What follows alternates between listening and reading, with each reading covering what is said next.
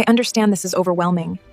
Because the result is positive, it is very important that your husband also gets She was faithful to one man her entire life. So when the doctor said she was HIV positive, her whole world stopped. But the real pain was not the virus. It was discovering who gave it to her. Chinelo sat quietly in the hospital waiting room, twisting her fingers nervously. She had only gone for a routine medical checkup after feeling weak for weeks. When the doctor finally called her in, she smiled politely and sat down. But the doctor's face was serious. "Mrs. Chinelo," he said softly, "your HIV test came back positive." Her ears rang. "What?" she whispered. The paper slipped from her trembling hands. "No, that's impossible. There must be a mistake." Tears rushed down her cheeks immediately. "I don't sleep around," she cried. "I am careful. I have only ever been with my husband." The doctor handed her tissue gently. "Sometimes," he said carefully, "people get infected through their partners. I advise you to have your husband tested too, if he has not already." Chinelo left the hospital broken, confused, and shaken. That night, she returned home silently. Her husband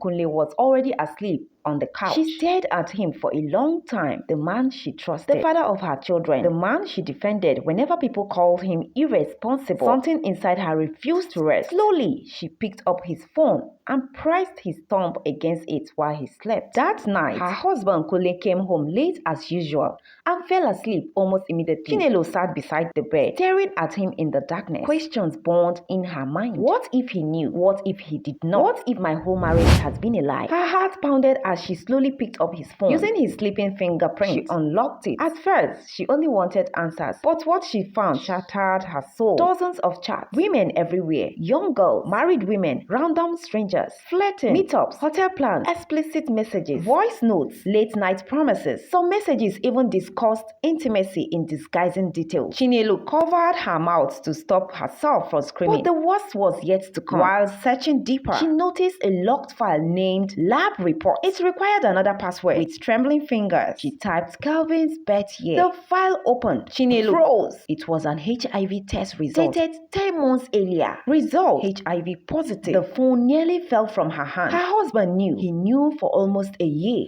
and still came home every night, touching her, sleeping with her, infecting her without a word. Chinelo collapsed to the ground crying, not because of the sickness, but because of the betrayal. The next morning, she told her family everything. Her uncle was furious. "This is not just cheating," he said angrily. "This is wickedness." Her older brother, a lawyer, immediately stepped in. Together, they reported Calvin to the police for knowingly infecting his wife. Calvin was arrested. When police questioned him, he tried denying it, but the medical report from his phone became evidence. Soon, the case spread through both families. Calvin's family cried and begged Chinelo to withdraw the case. Yes, what he did was wrong, his mother admitted, but sending him to prison is too much. Chinelo sat silently. Too much? Was infecting her not too much? Was risking her life not too much? Was lying to the mother of his children not too much? Still, despite everything, her heart was heavy. When his family heard the news, even they were disappointed in him, but some of them still begged Chinelo to drop the case. "You are taking it too far," they said.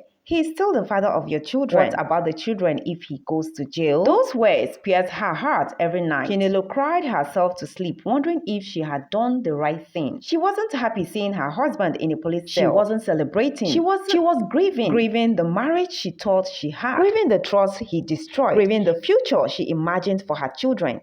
Visit our page for continuation of the story, but don't forget to like, follow, and share our page.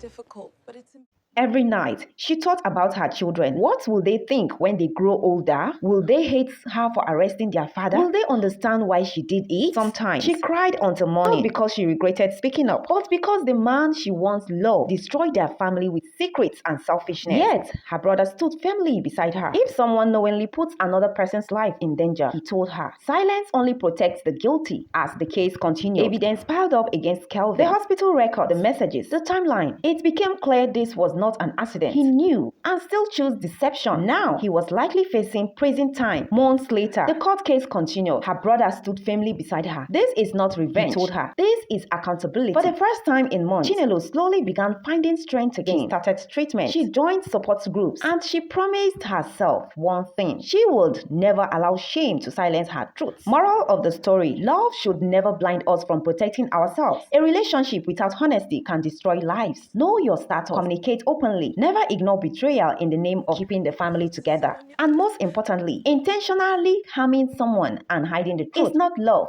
It is cruelty. Before judging someone's reaction to betrayal, remember that some wounds are deeper than what the eyes can see. What will you do if someone you trusted hides something life-changing from you? Thank you for watching. Don't forget to like, follow, and share my story page to your loved ones.